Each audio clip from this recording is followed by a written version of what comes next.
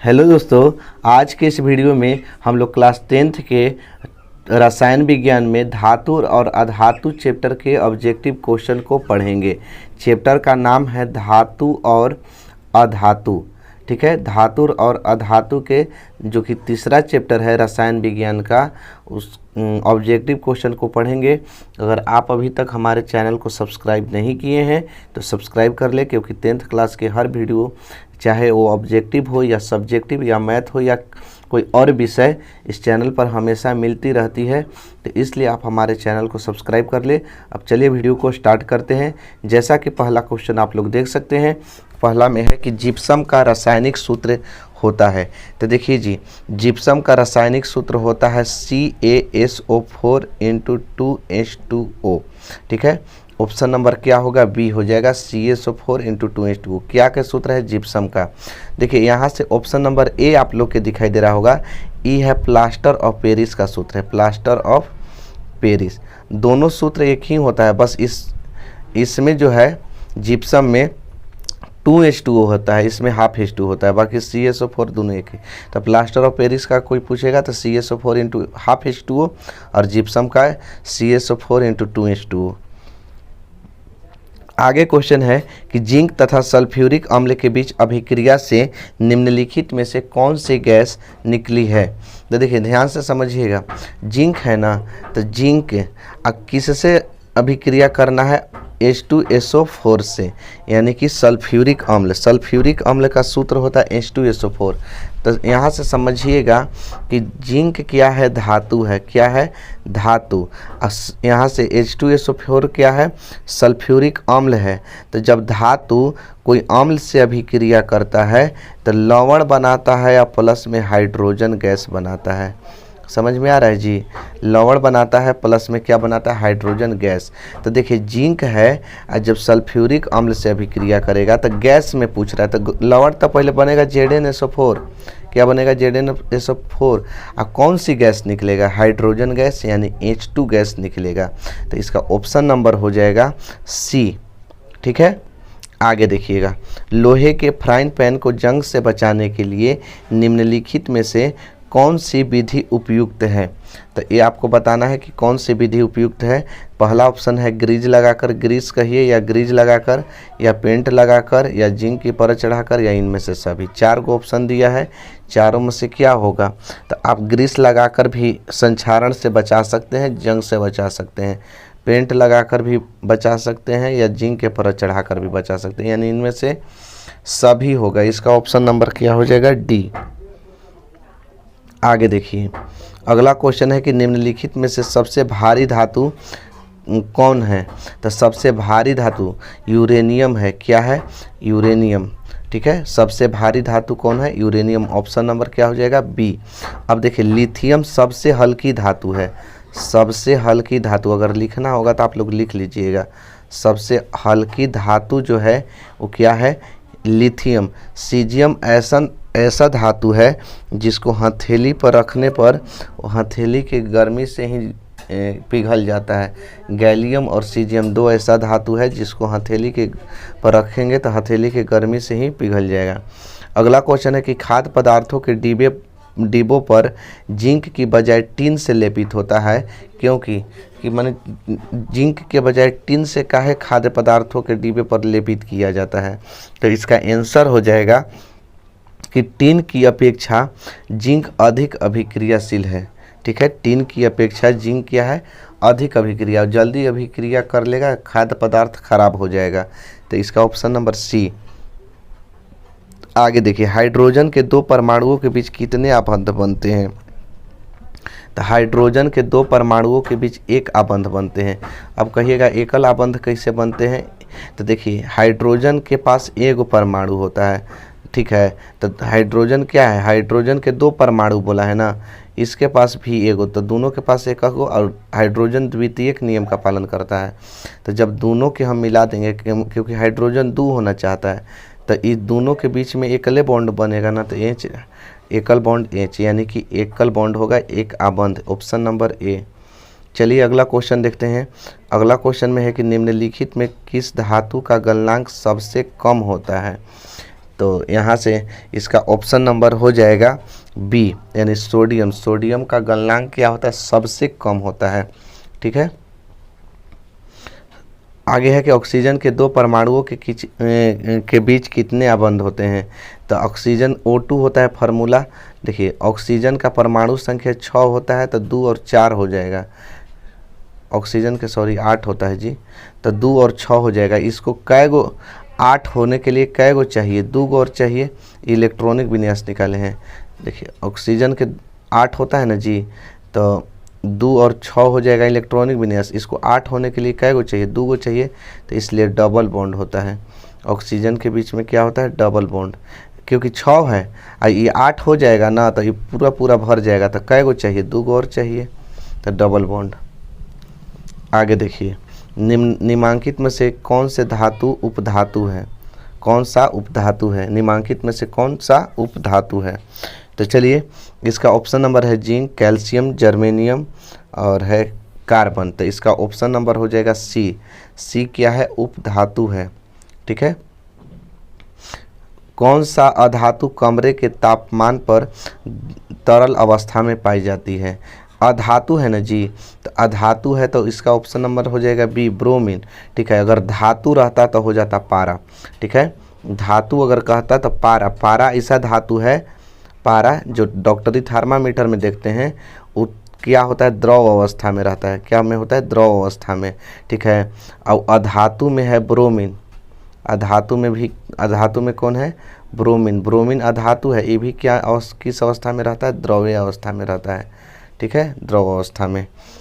चलिए अगला क्वेश्चन देखिए, तो इसका ऑप्शन क्या था? बी। 11 क्वेश्चन, निम्नांकित या निम्नलिखित में कौन अधातु है? तो कार्बन अधातु है। ठीक है, कार्बन क्या है? अधातु, क्योंकि कार्बन गैस है। ठीक है, जो गैस होता है वो अधातु होता है। आगे देखिए, कौन सी गैस उत्सर्जी होगी जब धातुएं जल के साथ अभिक्रिया करेगी? तो धातु जल के साथ अभिक्रिया करती है तो हाइड्रोजन गैस बनाती है, क्योंकि जल का फार्मूला H2O होता है। तो धातु के साथ अभिक्रिया करेगी तो कौन सा गैस बनाएगी? Hydrogen gas. क्या बनाएगी? Hydrogen gas. ठीक है, आगे देखिए, सोडियम की संयोजकता कितनी होती है? तो सबसे पहले सोडियम के परमाणु संख्या कितना होता है? तो सोडियम के परमाणु संख्या 11 होता है। इसका 2, 8, 1 इलेक्ट्रॉनिक विन्यास कर दिए। तो किसी धातु के बाह्यतम कक्षा में उपस्थित इलेक्ट्रॉनों की संख्या को संयोजकता या संयोजी इलेक्ट्रॉन कहते हैं। तो संयोजी इलेक्ट्रॉन कितना हो जाएगा? 1 हो जाएगा। तो इसलिए ऑप्शन नंबर क्या होगा? 1। आगे देखिए, बॉक्साइट किस धातु का महत्वपूर्ण अयस्क है? तो जो बॉक्साइट है वो इसका एल्युमिनियम का महत्वपूर्ण अयस्क है। आगे क्वेश्चन में है कि लोहा एवं इस्पात को जंग से सुरक्षित रखने के लिए उन पर किस धातु की पतली परत चढ़ाई जाती है? तो उस पर जिंक की पतली परत चढ़ाई जाती है। लोहा एवं इस्पात को जंग से बचाने के लिए उस पर जिंक की परत चढ़ाई जाती है, जिसका नाम है गैल्वेनीकरण। क्या नाम है?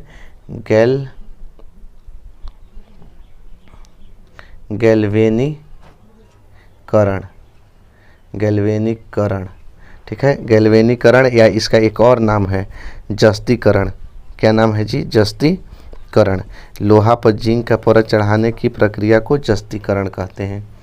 आगे देखिएगा, आगे है कि निम्नलिखित में से कौन सबसे अधिक अभिक्रियाशील धातु है? तो सबसे अधिक अभिक्रियाशील है वो है पोटेशियम। ठीक है, पोटेशियम। आगे देखिएगा क्वेश्चन, कौन सा अधातु विद्युत का सुचालक है? कौन सा अधातु विद्युत का सुचालक है? तो वो है ग्रेफाइट। ग्रेफाइट जो पेंसिल या बैटरी में देखे होंगे काला कलर के, जो या पेंसिलवा से जिससे लिखते हैं वो क्या होता है? ग्रेफाइट होता है। ठीक है, आगे देखिएगा क्वेश्चन। अगला क्वेश्चन है, विद्युत अपघटनी परिष्करण में अशुद्ध धातु को बनाया जाता है। तो अशुद्ध धातु को बनाया जाता है एनोड पर। किस पर बनाया जाता है? एनोड पर। शुद्ध धातु को कैथोड पर। आगे है कि पारे का अयस्क है। तो पारा का अयस्क होता है सिनेबार। कौन होता है जी? सिनेबार। पारा का अयस्क कौन है? सिनेबार है। ठीक है, अगला क्वेश्चन देखिए, सक्रियता श्रेणी में सबसे अधिक अभिक्रियाशील धातु कौन है? तो सबसे ऐसे तो पोटेशियम है, अब पोटेशियम नहीं है तो इसलिए इसका आंसर जो हो जाएगा वो हो जाएगा सोडियम, ऑप्शन नंबर बी। ठीक है, ऑप्शन नंबर बी।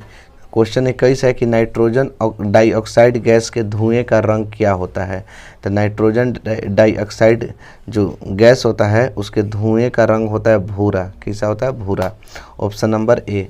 अगला है स्टेनलेस स्टील मिश्र धातु होता है। तो स्टेनलेस स्टील जो मिश्र धातु होता है वो होता है लोहा का। स्टील किसका मिश्र धातु होता है? लोहा का। स्टील किसका मिश्र धातु होता है? लोहा का। आगे है साधारण ताप पर फास्फोरस का अणु सूत्र होता है। तो साधारण ताप पर फास्फोरस का अणु सूत्र होता है P4। क्या होता है? P4।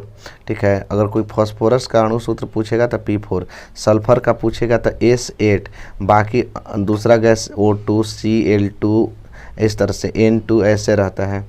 आगे देखिए, निम्नांकित में से कौन विद्युत का सर्वोत्तम सुचालक है? सर्वोत्तम सुचालक चांदी है। तो चांदी का सूत्र होता है Ag। क्या होता है? Ag। ठीक है, इसका ऑप्शन नंबर हो जाएगा बी। आगे देखिए क्वेश्चन, अगला क्वेश्चन में है कि वायुमंडल में CO2 गैस की उपस्थिति है। तो CO2 गैस की उपस्थिति है 0.03%। इसका ऑप्शन नंबर हो जाएगा सी। अगला क्वेश्चन में है 26 क्वेश्चन, इलेक्ट्रॉन स्थानांतरण से बने यौगिक क्या कहलाते हैं? तो इलेक्ट्रॉन स्थानांतरण से बने यौगिक वैद्युत संयोजी कहलाते हैं। क्या कहलाते हैं? वैद्युत संयोजी। अगर यही कहता कि इलेक्ट्रॉन के साझेदारी से कौन सा यौगिक बना यौगिक क्या कहलाते हैं? तो वो कहलाते हैं सहसंयोजी। आगे क्वेश्चन में है 27 कि लाल तप्त आयरन पर जलवाष्प प्रवाहित करने पर कौन सा तत्व प्राप्त होता है? तो लाल तप्त पर अगर जलवाष्प प्रवाहित करेंगे तो फेरस ऑक्साइड बनाता है Fe3O4। ठीक है, इस मैग्नेटाइट का फार्मूला है, शायद मैग्नेटाइट का ही है।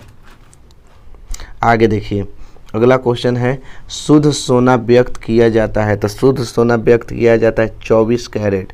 शुद्ध सोना कितने कैरेट का होता है? 24 कैरेट का होता है। अगला क्वेश्चन में है कौन सा अधातु कमरे के ताप पर द्रव होती है? तो अधातु बोला है ना, तो अधातु में हो जाएगा ब्रोमीन। अधातु में कौन होगा? ब्रोमीन होगा। धातु में कौन होगा? पारा होगा।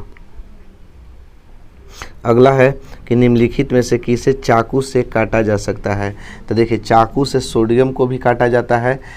सोडियम, पोटेशियम या लिथियम, तीन चीज़ होता है जिससे चाकू से हम काट सकते हैं। तो ना तो पोटेशियम दिया है ना तो सोडियम दिया है, तो इसलिए इसका ऑप्शन नंबर हो जाएगा लिथियम, ऑप्शन नंबर ए। ठीक, आगे है कि सीसा और टीन के मिश्र धातु को कहते हैं। सीसा और टीन के मिश्र धातु सोल्डर कहलाता है। क्या कहलाता है जी? सोल्डर कहलाता है।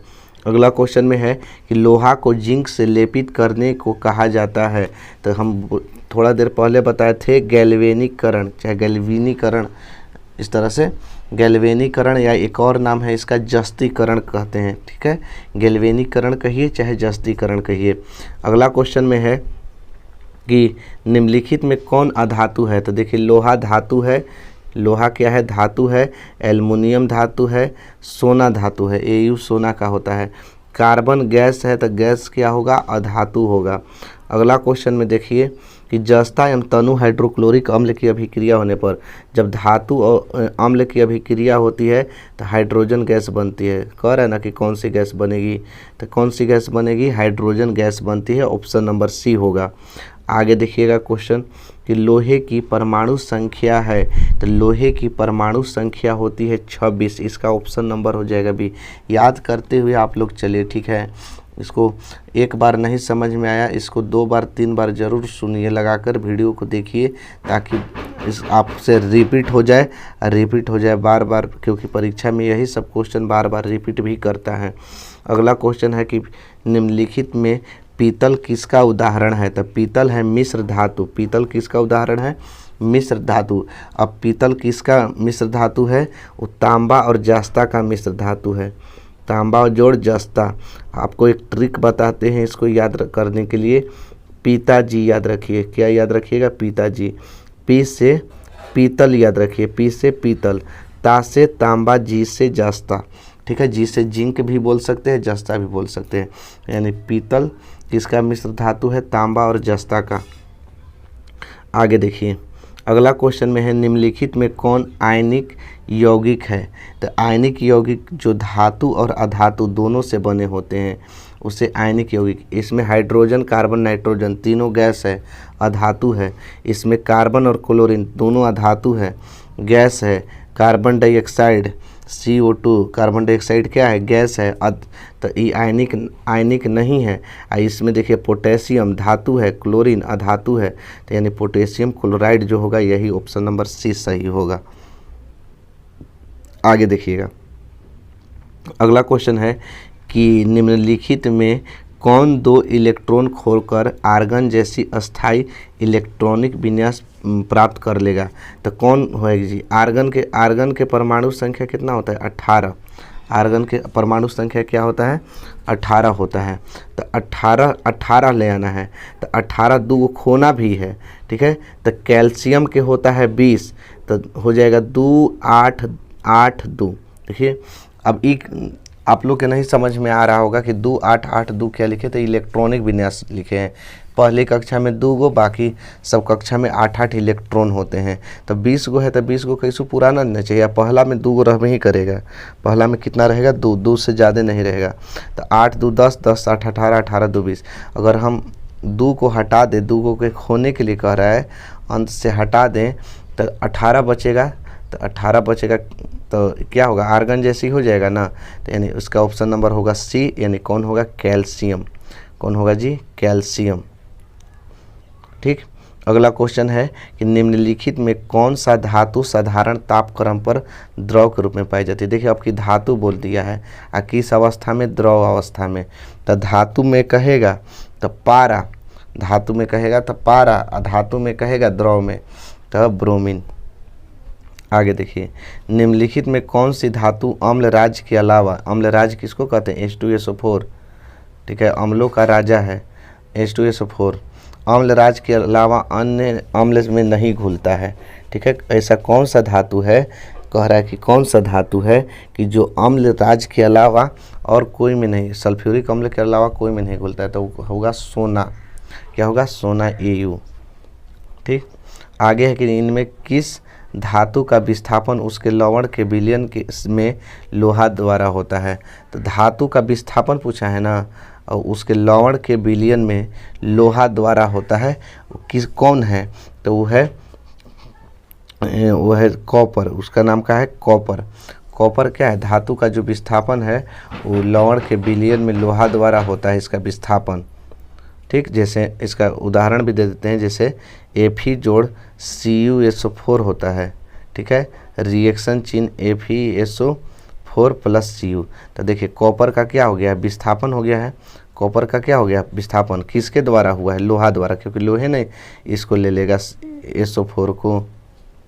आगे देखिए अगला क्वेश्चन है कि निम्नलिखित में किस धातु को केरोसिन तेल में डुबोकर रखा जाता है। तो केरोसिन तेल में डुबोकर रखा जाता है सोडियम को। क्यों, क्योंकि सोडियम एक अत्यंत अभिक्रियाशील धातु है। इसको खुला में छोड़ देंगे, पानी के तनी मनी संपर्क में आएगा तो इसमें आग पकड़ लेता है, ठीक है। आगे देखिएगा अगला है कि निम्नलिखित में कौन सा लवण समुद्री जल में पाया जाता है। तो समुद्री जल में नमक पाया जाता है, तो नमक का सूत्र होता है NaCl। क्या होता है, NaCl, ठीक है। अगला क्वेश्चन है, अगला क्वेश्चन देख सकते हैं कि चांदी के चम्मच को लंबे समय तक खुली वायु में छोड़ देने पर इसकी सतह काली हो जाती है। अगर चांदी के कोई चम्मच है, ठीक है, और उसको लंबे समय तक वायु में खुला छोड़ देंगे तो वो कैसा हो जाता है, काली हो जाता है, काला मतलब हो जाता है। तो पूछ रहे हैं ना इसमें कि निम्नलिखित में किस यौगिक के बनने के कारण ऐसा होता है। तो इसका आंसर आपका हो जाएगा Ag2S, यानी कि सल्फर। सल्फर के कारण, किसके कारण, सल्फर के ज़्यादा प्रभाव, क्योंकि ऑक्सीजन का उतना प्रभाव नहीं पड़ता है, क्योंकि ऑक्सीजन के साथ रिएक्शन बहुत कम ही चांदी करता है। तो इस सल्फर के कारण काला हो जाता है, ठीक है। आगे देखिए अगला क्वेश्चन है कि वह परमाणु जो अपने संयोजी इलेक्ट्रॉनों का त्याग आसानी से कर देता है वह कहलाता है। तो त्याग करेगा तब धनात्मक, अगर मान लेते हैं हमारे पास पैसा है, अगर हम पैसा का त्याग करेंगे, त्याग का मतलब किसी को ऋण देंगे तो हम तो प्लस में रहेंगे, बाकी सामने लेने वाला वो माइनस में रहेगा। तो वह परमाणु जो अपने इलेक्ट्रॉन का त्याग करता है तो वो क्या कहलाता है? वैद्युत धनात्मक कहलाता है। क्या कहलाता है? विद्युत धनात्मक, चाहे वैद्युत धनात्मक कहिए, वही होता है। आगे देखिए कि अयस्क में उपस्थित अपद्रव क्या कहलाते हैं? माने अयस्क में उपस्थित जो खराब पदार्थ होता है उसको गैंग कहते हैं। क्या कहते हैं जी? गैंग। क्या कहते हैं? गैंग। Option number C. आगे क्वेश्चन देखिए अगला है कि निम्नलिखित में किस धातु के निष्कर्षण में कोक का इस्तेमाल होता है? कोयला का। ठीक है, कोक माने कोयला। तो इसका आंसर हो जाएगा आपका लोहा। लोहा में कोयला मिलाया जाता है, कार्बन। ठीक है। अगला है क्वेश्चन 48, निम्नलिखित में कौन सी धातु द्विधर्मी ऑक्साइड बनाती है? तो इसका आंसर आपका हो जाएगा, द्विधर्मी ऑक्साइड बनाने वाला है एल्युमिनियम। ठीक है, एल्युमिनियम। जैसे AlNO3 का होल्टवाइज जैसे कुछ होल्थराइज ऐसी कुछ करके होता है। तो द्विधर्मी ऑक्साइड क्या होता है? जो अम्ल और क्षारक दोनों से अभिक्रिया करके लवण और जल बनाता है उसे द्विधर्मी ऑक्साइड कहते हैं। आगे देखिए क्वेश्चन, अगला क्वेश्चन में है कि निम्नलिखित में से कौन सी धातु तनु सल्फ्यूरिक अम्ल से अभिक्रिया नहीं करती है? तो तनु सल्फ्यूरिक अम्ल से कॉपर अभिक्रिया नहीं करता है। तांबा जो है सल्फ्यूरिक अम्ल से अभिक्रिया नहीं करता है। अगला क्वेश्चन में है कि निम्नलिखित में कौन सी धातु प्रकृति में मुक्त अवस्था में पाई जाती है? तो इसका आंसर हो जाएगा कि प्रकृति में मुक्त अवस्था में पाए जाने वाला धातु है सोना। क्या है? सोना। सोना क्या होता है? प्रकृति में मुक्त अवस्था में पाया जाता है। चलिए अगला क्वेश्चन को देखते हैं। अगला क्वेश्चन है कि निम्नलिखित में किसकी उपस्थिति में लोहे में जंग लगता है? तो लोहे में जंग लगने का कारण है आर्द्र वायु। क्या है? आर्द्र वायु। वायु में जलवाष्प की जब मात्रा होती है ना जी, उससे जंग लगता है। हवा में जब जल नमी होता है, नमी के कारण ही क्या होता है? जंग लगता है। तो इसलिए ऑप्शन नंबर क्या हो जाएगा? बी। चलिए अगला क्वेश्चन को देखते हैं। अगला क्वेश्चन में है कि निम्नलिखित में किस गुण के कारण धातुओं को तार बनाए जाते हैं? तो ये गुण होता है तन्यता। तन्यता किसे कहते हैं? धातुओं को पतले तार के रूप में खींचने की क्षमता को तन्यता कहते हैं। ऑप्शन नंबर हो जाएगा सी।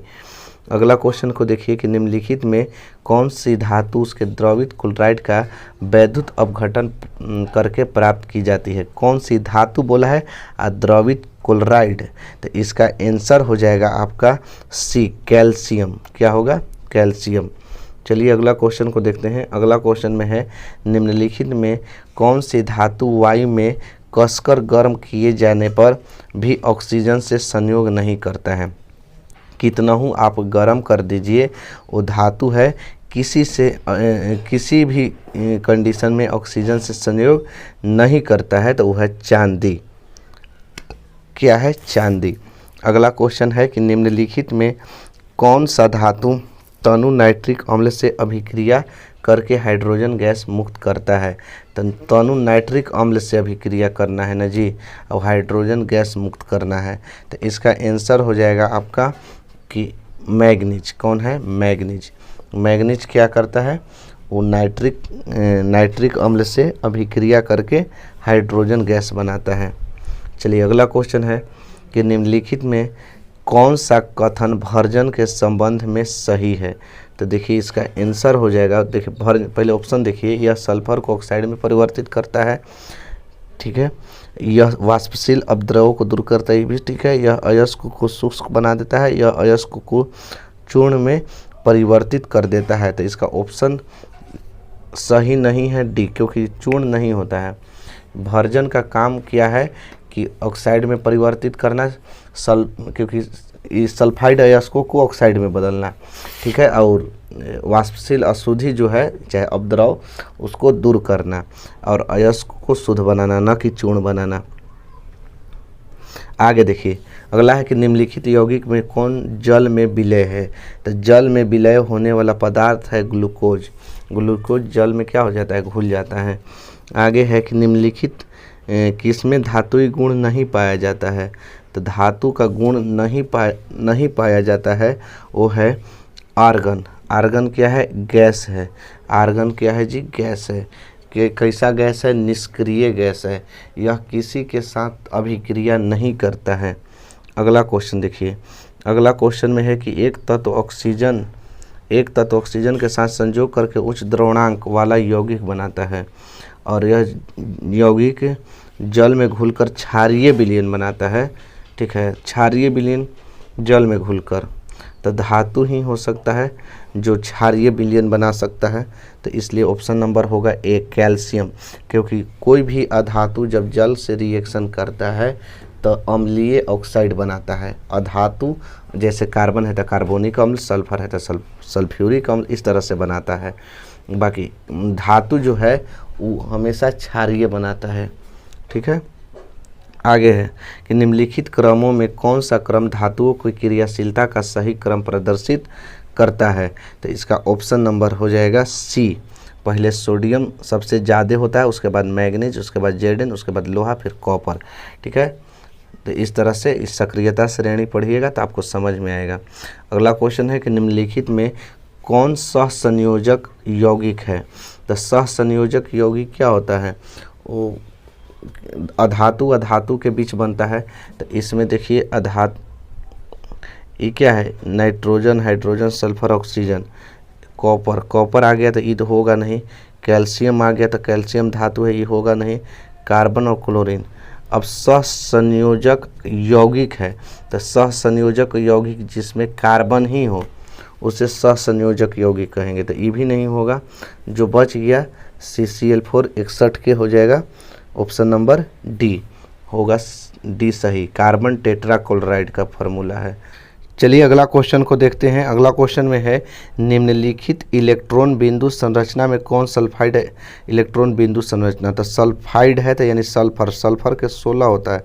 2 8 6 8 2 10 इलेक्ट्रॉनिक विन्यास निकाल रहे हैं, अच्छा 16। तो ध्यान दीजिएगा कि 2 गो एक दूसरा से मांगेगा, तो 2 गो मांगेगा तब, क्योंकि 6 गो है और 8 हो जाएगा तो इसका घर भर जाएगा। तो 8 यहाँ से 6 गो है, 2 गो और दूसरा से मांगेगा। तो देखिए इसमें 2 2 4 2 6 2 8, 8 गो तो ये फुल हो गया। बाकी कै गो मांगा है, 2 गो मांगा है तो 2 गो कर्जा होगा ना, तो यानी एक ही गो माइनस लिखा है, तो ये गलती है। ऑप्शन नंबर बी देखिए, 2 2 4 2 6 2 8 बिंदु या गिन रहे हैं। ठीक है, ऑप्शन नंबर बी का बिंदु देखिए 8 गो टोटल बिंदु है और 2 गो मांगा है, 2 गो कर्जा है। तो इसका ऑप्शन नंबर बी सही है। इसमें 3 गो कर्जा है, 3 गो थोड़े दूसरा से मांगा, 6 गो एक भाई खुद है ये है। ठीक है, ऑप्शन नंबर का हो गया आंसर बी। अब यही कहिएगा कि ए बी सी कह दिया है, आप सल्फर कह रहे हैं, तो अब सल्फर के मान लिया है कि ये कोई ए बी सी कोई अंक। ठीक है, आगे देखिए, निम्नलिखित किस प्रक्रिया द्वारा धातु अधिक मजबूत हो पाता है। तो धातु और अधिक मजबूत हो जाता है मिश्र धातु में परिवर्तन करके। अगर मिश्र धातु में उसको परिवर्तन कर दीजिएगा ना, तो धातु और अधिक क्या हो जाएगा, मजबूत हो जाएगा। ऑप्शन नंबर सी सही होगा। आगे है 64 क्वेश्चन में कि आयनिक यौगिक के संबंध में निम्नलिखित में से कौन सा कथन सही है। तो इसका आंसर जो हो जाएगा वो हो जाएगा सी, द्रवित अवस्था में आयनिक यौगिक विद्युत के कुचालक होते हैं। अगर द्रव के रूप में है, पानी जैसा है, तो वहाँ क्या होगा, विद्युत के कुचालक होगा, न कि सुचालक। आगे देखिए, किसी परमाणु के धनायन में परिवर्तित हो जाने पर तत्व का परमाणु संख्या क्या होती है। किसी परमाणु के धनायन में अगर हम परिवर्तित कर देंगे धनायन में, तो तत्व का परमाणु संख्या क्या होगा, कम हो जाएगा। क्या हो जाएगा, कम हो जाएगा, क्योंकि तो धन आयन में हो गया तो दूसरा के कर्जा दिया है, ऋण दिया है, तो ऋण देगा तो क्या होगा, कम होगा। आगे देखिएगा, ऋणायन में इलेक्ट्रॉनों की संख्या अपने मूल परमाणु में इलेक्ट्रॉनों की संख्या से क्या होती है। तो ऋणायन की इलेक्ट्रॉनों की जो संख्या होती है वो मूल मूल परमाणु के में इलेक्ट्रॉनों की संख्या से अधिक होती है, क्योंकि दूसरा से कर्जा मांगा है। अगर अभी हमारे पास कुछ नहीं है, ठीक है, पैसा नहीं है, अगर हम दूसरे से 1000 रुपये कर्जा मांगेंगे तब अधिक होगा कि कम होगा? हमारे पास बढ़ेगा, भले कर्जदार क्यों ना हो, क्या होगा? बढ़ेगा। ऑप्शन नंबर क्या होगा? 20 सही होगा। आगे है ए और बी परमाणुओं से संयोग से आयनिक बंधन तब बनता है जब, आयनिक बंधन कब बनता है? जब ए और बी दोनों इलेक्ट्रॉन प्राप्त करते हैं। नहीं जी नहीं। ए और बी दोनों इलेक्ट्रॉन त्याग करते हैं। जी नहीं, ये भी नहीं होगा। ए धातु और बी अधातु हो, ए धातु और बी अधातु हो तब जाकर में आयनिक यौगिक बनता है, चाहे आयनिक बंधन बनता है। ठीक है, अगर दोनों अधातु हो तो सहसंयोजक बंधन बनता है। अगला क्वेश्चन में है कि सोडियम और क्लोरीन के बीच अभिक्रिया होने पर, तो सोडियम और क्लोरीन के बीच जब अभिक्रिया होता है तो सोडियम क्या करता है? क्लोरीन सोडियम एक परमाणु खोता है। देखिए सोडियम है ना जी, इसके पास 2 8 होता है, तो एक परमाणु खोएगा तो एक इलेक्ट्रॉन एक परमाणु क्लोरीन प्राप्त करेगा, यानी सोडियम पर प्लस होता है, क्लोरीन पर माइनस। ये एगो इसको क्लोरीन को देगा, एगो क्या करेगा? क्लोरीन को देगा, यानी सोडियम परमाणु एक इलेक्ट्रॉन खोकर धन आयन बनाता है। ठीक है, एक परमाणु खोकर धन आयन। ऑप्शन नंबर बी होना चाहिए इसका। ठीक है, ऑप्शन नंबर क्या होगा? बी होगा। क्या होगा? बी। चलिए अगला क्वेश्चन देखिए। ए एक इलेक्ट्रॉनिक विन्यास 2 8 6 है, अब बी का है 2 8 8 1 है। ए और बी के संयोग से बने यौगिक क्या कहलाएंगे? तो आयनिक कहेंगे, क्या कि बाकी आयनिक इसका आंसर होना चाहिए। हाँ, आयनिक होगा, क्योंकि इसको देगा, ये क्या करेगा? इसको देगा, आयनिक कहलाएंगे जी। आगे देखिए, ऐसे तत्व जो इलेक्ट्रॉनों को त्याग कर धनात्मक आयन बनाते हैं, धन आयन बनाते हैं, कहे जाते हैं धातु। अगर त्याग किया तो धातु, ग्रहण किया अधातु। बस इतना ही याद रखिए।